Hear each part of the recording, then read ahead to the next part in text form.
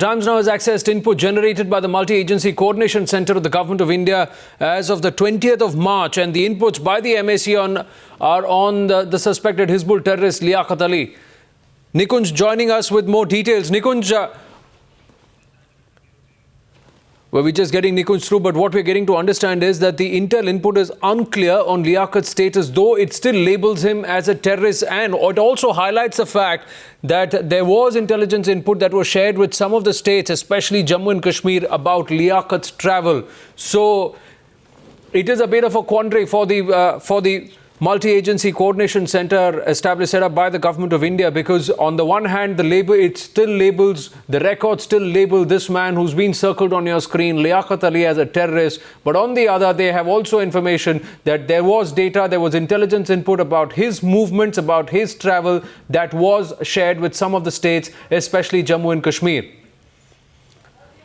We'll try and get across to Nikunj Garg in just a bit, but this is the latest that we have got, that the Multi-Agency Coordination Centre of the Government of India, as of the 20th of March, had two conflicting kinds of reports, and the intel input overall is unclear. Nikunj now joining us live. Nikunj, just throw some light on this quandary that the MAC has now.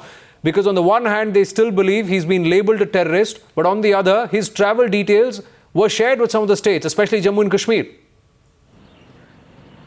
Well, Anand, yes, there is certain degree of ambiguity about this entire Multi-Agency Coordination Centre input, which very interestingly has been generated by the Subsidiary Intelligence Bureau in Srinagar itself.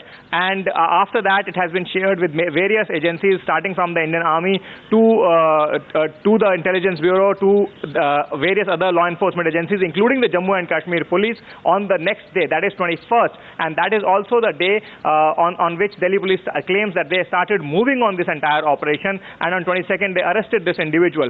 So a lot of ambiguity as far as the present status of this man is concerned. Then the input also goes on to say, Anand, that a Pakistani conduit, a Kashmiri conduit who has a good rapport with the Pakistani embassy in Nepal, is helping this alleged Hizbul terrorist, as Delhi Police calls it, getting his travel documents. If he is a harmless innocent Kashmiri civilian trying to come over to India to surrender and travel with his family, where is the need for him to work in close tandem with a person who has good rapport with the Pakistani embassy officials in Nepal? And why can't the Indian officials get into picture? Because he's not the first individual who's surrendering. There are at least 200 to 250 Kashmiri boys who have already surrendered under the present rehabilitation and surrender policy.